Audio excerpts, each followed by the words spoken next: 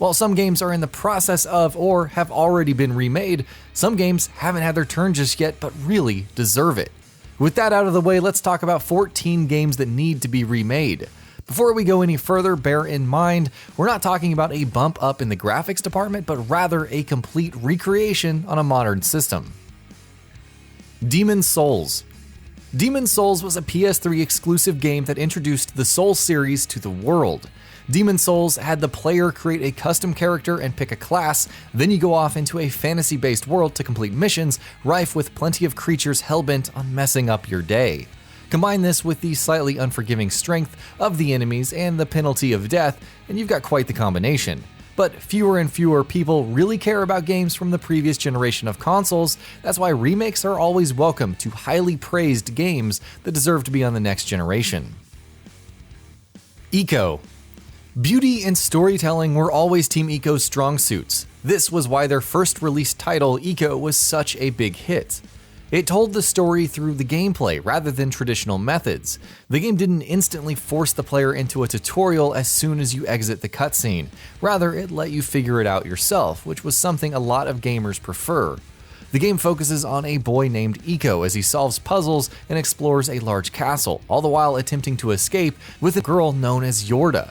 The game was re-released outside of the US in the wake of Shadow of the Colossus, but that was in 2006, and we have a new era of consoles, so it's best that this remake takes advantage of the improved graphics and make it even better. Dino Crisis 2. Not too many games can say that they were successful at combining two bizarre elements into one game. The Dino Crisis series, however, has that under their belt. The games managed to combine dinosaurs and survival horror, two elements that are not common in games together. Dino Crisis 2 has the player fight off against dinosaurs on an island with modern weaponry. The game worked on improving the variety of the weapons and enemies, with less of a focus on the puzzles. The game was met with a decent sum of positive reviews for the design, creatures, and backgrounds. That being said, with the impressive graphics that can be made with modern gaming, they could make it super realistic. Tomba.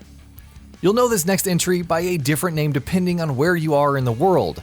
Tomba, or Tombi, was created for the PlayStation as a side-scrolling platformer. It followed the namesake character as he tries to get his grandfather's bracelet and a large sum of gold back from a group of evil pigs.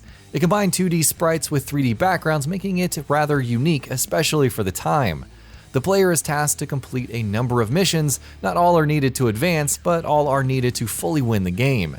It was hit with positive reviews for its graphics, however, it did not sell as well as it should have. Sadly, we all probably know that this game will never see the light of day again as the developers went out of business in 2000, but we can dream that one day we will be able to play this lovely, wild, pink-haired youngster once more. Jade Empire. Jade Empire furthered the popularity of the already decently established BioWare way back in 2005. The game featured real-time combat and RPG elements, such as fighting styles that you choose whether it's bound by a weapon, hand-to-hand, or magic-based. The game was highly praised for many reasons, including its immersion, beauty, and imagination. It also had its own moral system when interacting with NPCs who will give you side quests to complete. While it is highly unlikely to happen, we can all hope that BioWare will one day find themselves remaking this gem of a game, perhaps maybe for an anniversary. Mass Effect 1. Speaking of BioWare, let's talk about another one of their more popular franchises under their belt. Mass Effect took the player on a space adventure like no other. The game featured dozens of different alien races from the Turians to the Krogan and more. This was a while ago though, and while the original Mass Effect had a re-release in the wake of Mass Effect 3, it was never remade for the newer generations of consoles, and this is a shame, especially because the first Mass Effect put in place what true Mass Effect games would be about. ONIMUSHA 3. ONIMUSHA 3 Demon Siege features the player switching between two protagonists from very different places. Jacques Blanc comes from modern-day Paris, while Samanosuke Akichi is from early century Japan. The game allows the player to utilize elemental weapons that change their fighting style and lets them use magical attacks. The game was highly acclaimed, commonly praised for its enhanced controls and the use of the 3D engine to improve the environment. It even sold around 431,000 units on opening week in Japan alone. But it wasn't just popular in Japan. It became the 10th best-selling game in the US and the UK in the first week of its release. As of 2008, it had surpassed about 1.5 million units sold worldwide.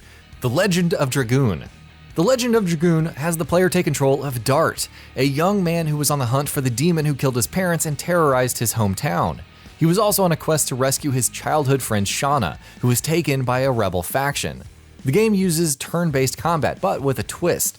It allowed the player to deal extra damage in what they called additions. It was a rather popular title in the US at the time, with around 960,000 copies sold as of 2009. With a new coat of paint and some minor tweaks here and there, this could potentially be one of the biggest remakes out there. Jade Cocoon, Story of the Tamamayu. Jade Cocoon has the player control a boy in search of a rare flower that may cure the town of a curse put on it by a group of demons. The game has the player either fight the monster and defeat it, or fight it until it's weak enough for you to capture it and use it later in battle, or to earn some gold. The game was praised for its well-done graphics, FMV cutscenes, audio, and simple layout. The game used over 600 different backgrounds throughout the entire game, and that's a pretty hefty number, especially for the time of its release. Sure, it wasn't perfect, but it sure was fun for what it was. Heart of Darkness. Heart of Darkness was a side-scrolling platformer that had the player take control of Andy, a boy who had to rescue his dog who had been taken by evil shadow beings. It was difficult, but it had great atmosphere, decent graphics for the time, and even well-done music. While many people were critical of the game, there are many fans who liked it, even with a difficulty spike. The game was released in 1998, and I think it's about time to slap a new coat of paint on it and see what happens. I'm sure it would sell well. Legacy of Kain Soul Reaver. If you like anything gothic, you've probably heard of the Legacy of Kain series. Legacy of Kain Soul Reaver was the second installment of the franchise. It featured a well-developed gothic setting and a decaying world. The game was a hack-and-slash title letting the player chop through humans, spectral beings, and of course vampires. The game, however, wasn't just a hack-and-slash, it also had some puzzles here and there. The general design, ambition, voice acting, and soundtrack were common praises of this game. Syphon Filter. Syphon Filter was a game made to combine stealth, action, and puzzle solving. The game is played in a third-person perspective with first-person aiming. The game focuses on stealth, where the player is tasked to take out enemies without being detected, but it also has a lot of action sequences where the player can go nuts and just start shooting enemies left and right. It garnered critical acclaim for the well-blended action stealth gameplay, its detailed environment, and its AI. The original MSX2 Metal Gear games. Before the games we know today, the Metal Gear franchise used to be on an old Japanese computer console known as the MSX2. The game had the player control a character codenamed Solid Snake. It was released as an NES title about a year after its initial release. Its US version had altered levels and had no input from Hideo Kojima, and despite this, the game was critically acclaimed. It later led to a sequel that was released in the US a few months later on the NES. To make up to the hardcore fans for the lackluster Metal Gear Survive release, why not remake a game that has already proven to make you so much money you could turn into Scrooge McDuck?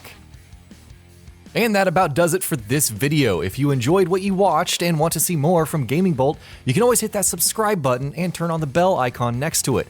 That way you will never miss any of our videos.